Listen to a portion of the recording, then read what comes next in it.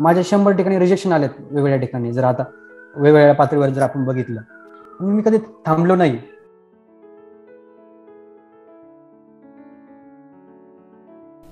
महाराष्ट्रातील उच्च शिक्षणासाठी कार्यरत असलेल्या एकलव्य फाउंडेशनचे संस्थापक आणि CEO राजू केंद्रे यांचा फोर्ब्सच्या यादीत समावेश झाला आहे. भारतातील 30 तरुणांचा या यादीमध्ये समावेश झाला असून यामधील राजू केंद्रे हे एक आहेत. राजू केंद्रे सध्या ब्रिटनमध्ये चेवनिंग या स्कॉलरशिपवरती उच्च शिक्षण घेत आहे. राजू केंद्रे एका शेतकरी कुटुंबातील आहेत. एखाद्या शेतकरी कुटुंबातील मुलाचा या यादीत समावेश होण्याची ही पहिलीच वेळ आहे. ते आज आपल्यासोबत गप्पा मारत आहेत. चला तर त्यांच्याकडून त्यांच्या या सविस्तर प्रवासाबद्दल जाणून घेऊया. नमस्कार सर, लेट्सअपमध्ये तुमचे हार्दिक स्वागत.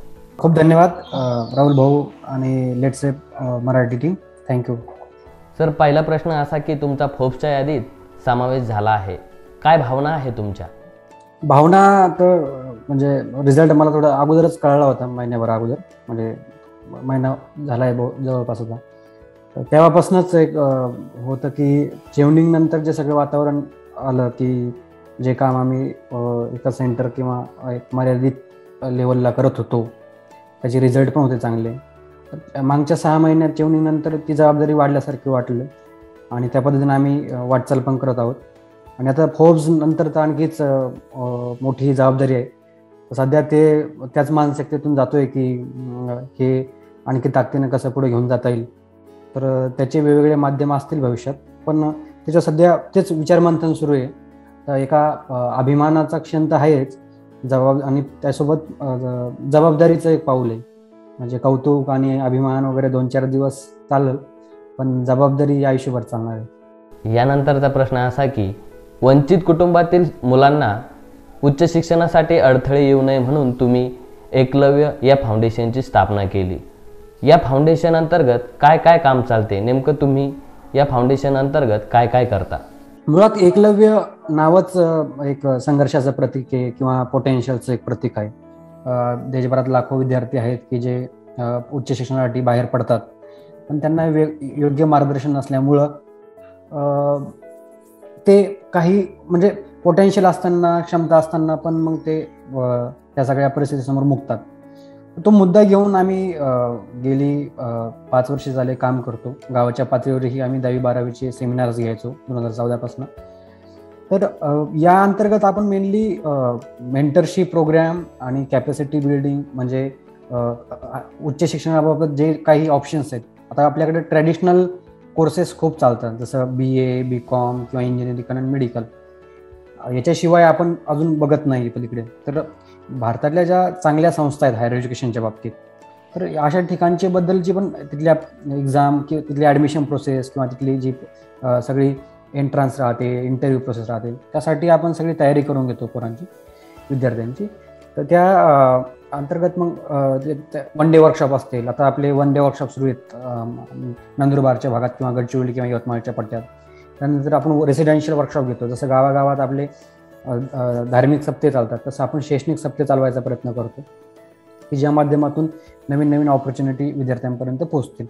शासनाकडून आम्हाला अपेक्षा आहेत की या पातळीवर आता आम्ही जर पॅरलली एखाद्या आश्रमशाळेत जाऊन काम करत असेल तर सरकारसोबत जर काही रिसोर्सेस भेटले किंवा काही करार झाला तर नक्कीच आम्ही हे काम, आपलं जे काम आता रिकग्नाइज झालं आहे फोर्ब्स आणि चेवनिंगच्या माध्यमातून, तर हे काम आपण नंदुरबारपासून ते गडचिरोलीच्या आश्रमशाळेपर्यंत, NT-DNTच्या हॉस्टेलपर्यंत, समाज कल्याणच्या हॉस्टेलपर्यंत, प्रत्येक वंचित घटकापर्यंत पोहोचायचा प्रयत्न करू. सर, मी ऐकले होते की तुमचे कलेक्टर होण्याचे स्वप्न होते, पुढे काय झाले त्याचे? महत्त्वाचा प्रश्न आहे. म्हणजे आजही महाराष्ट्रात आपण जर बघितलं तर स्पर्धा परीक्षांचं एक मोठं फॅड म्हणता येईल, मी फॅडच म्हणेल त्याला, किंवा मोठा एक क्रेज म्हणता येईल त्याला आता, सरकारी नोकरीची किंवा स्पर्धा परीक्षेची. पण म्हणजे त्या काळात म्हणजे मलाही काही पुस्तकं वाचून किंवा काही भाषणं ऐकून आणि वाटलं होतं, पण एक त्याच्या मागचा एक पार्श्वभूमी पण होती की नुसतं भाषणं आणि पुस्तकं वाचून नाही, तर माझ्या घरातलं जे बॅकग्राऊंड आहे, आई बाबा शेतकरी आहे, बाबांचे कष्ट असतील, किंवा विदर्भातलं तुम्हाला माहिती आहे म्हणजे ॲग्रिकल्चर डिस्ट्रेस आणि शेतकरी आत्महत्या, ते लहानपणापासून बघत होतं बाबाचे कष्ट वगैरे. तरीही आमदानी काय, तर एवढी जमीन असतानाही शेतीतून इन्कम नाही, काय नाही, आणि ही सगळी त्या भागात सगळ्यांचीच परिस्थिती आहे.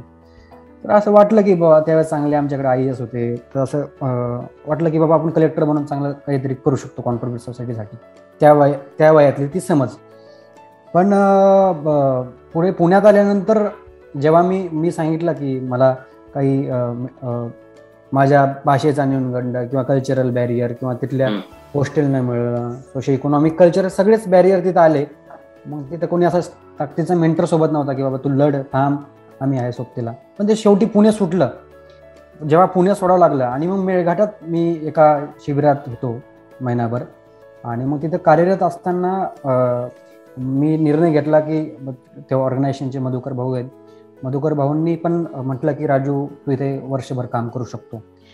आणि म्हणजे माझी पण इच्छा होती, कारण की ग्रासरूटला ज्या उद्देशाने आपण स्पर्धा परीक्षा करण्यासाठी आलो होतो तोच मेळघाटात त्या शिबिरासाठी, म्हणजे सामाजिक कामाच्या उद्देशाने ते शिबिर होतं.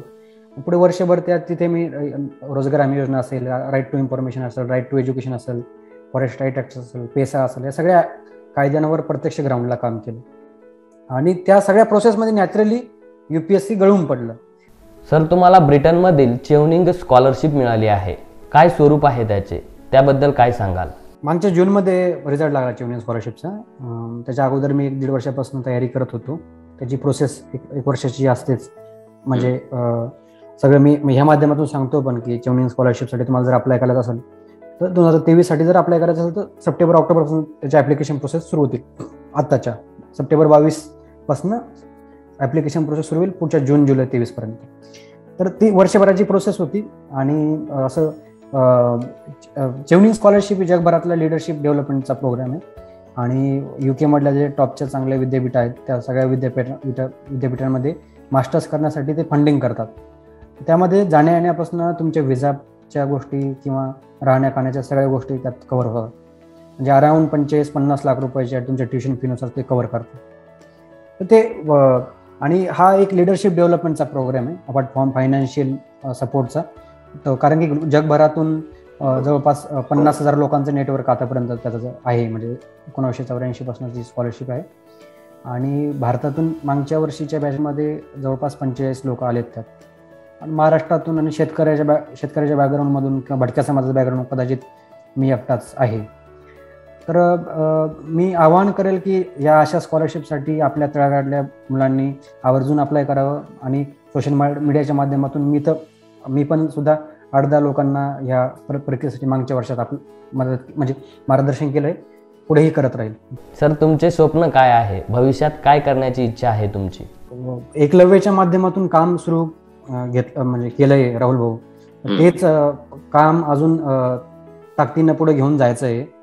आणि जे काम एका सेंटरच्या माध्यमातून सुरू आहे ते काम आता महाराष्ट्राच्या कानाकोपऱ्यात घेऊन जायचं आहे. त्यासाठी म्हटल्याप्रमाणे शासन, सिव्हिल सोसायटी, समाजाची मदत लागेल, मार्गदर्शन लागेल. की जसं कर्मवीर अण्णांनी रयतसारखं मॉडेल उभं केलं पश्चिम महाराष्ट्रात, भाऊसाहेबांनी आपल्याकडे शिवाजीसारखं मॉडेल उभं केलं, किंवा बाबासाहेबांनी पीपल्स एज्युकेशन सोसायटी उभी केली. तर आज 100 वर्षानंतर ह्या सगळ्या 21व्या शतकात 21st सेंचुरी स्किल आणि इंटरडिसिप्लिनरी अप्रोच घेऊन तर एक चांगलं इन्स्टिट्यूशन बिल्डिंगचा कार्यक्रम हाती घ्यावा असं माझं लॉंग टर्म स्वप्न आहे. आणि चांगलं विद्यापीठ, युनिव्हर्सिटी, इन्स्टिट्यूट असावी जिथं तळागाळातल्या लिडरशिप उभी राहावी. त्यासाठी हायर एज्युकेशन मी एक चांगलं टूल मानतो. आज मी हायर एज्युकेशनमुळं किंवा एका चांगल्या शिक्षणामुळं आज तुमच्यासमोर बोलतोय. मला असं वाटतं की एज्युकेशन हे वंचित घटकासाठी एक चांगलं कॅपिटल आहे आणि एज्युकेशनच बदल घडवू शकतं. तर त्या दृष्टिकोनातून पुढचा मार्ग राहील. असा परफेक्ट प्लॅन नाही आहे, पण त्यावेळी मी रोज स्वतःला अपडेट करायचा प्रयत्न करतोय. तर नक्कीच आता ह्या फोब्स आणि या सगळ्या गोष्टींच्या माध्यमातून भविष्यात काहीतरी चांगलं कॉन्क्रीट उभी राहील. सर, तुमच्यासारखेच ग्रामीण भागातील काही तरुण तुमच्यासारखं होण्याचे स्वप्न पाहत आहेत, त्या तरुणांना काय मार्गदर्शन कराल? ट्रॅडिशनल जे कोर्सेस आहेत त्याच्या मागे जास्त न लागता तुमची आवड काय आहे त्याच्यामध्ये जरा झोकून द्या आणि ठराविक वर्ष इन्व्हेस्ट करा. आजच्या ह्या सगळ्या व्हॉट्सॲप, फेसबुक किंवा ह्या सगळ्या टिकटॉक आता बंद झालंय, पण या सगळ्या दुनियेत आपल्याला एकदम फास्ट ट्रॅक हे सगळं लागतंय. 1-2 वर्षात आपल्याला रिझल्ट पाहिजेत. आज मी तुमच्यासमोर बोलतोय, मी जवळपास 9 ते 10 वर्ष यात इन्व्हेस्ट केलेत या सगळ्या प्रकारे. मला अपेक्षा नव्हती फोब्सची किंवा चेवनिंगची, मी प्रयत्न करायचो फक्त. माझ्या 100 ठिकाणी रिजेक्शन आलेत वेगवेगळ्या ठिकाणी. जर आता वेगवेगळ्या पातळीवर जर आपण बघितलं, मी कधी थांबलो नाही. तर मी आता एवढंच म्हणेल की कुठल्याही क्षेत्रात झोकून द्या आणि बिझनेस असेल, आर्ट असेल, कुठलंही असेल, ठराविक इन्व्हेस्टमेंट जर आपण केली तर नक्कीच चांगलं यश मिळेल. धन्यवाद सर, तुम्ही दिलेल्या या वेळेबद्दल. लेट्सअप मराठीकडून तुमच्या भावी आयुष्यासाठी खूप खूप शुभेच्छा. थँक्यू.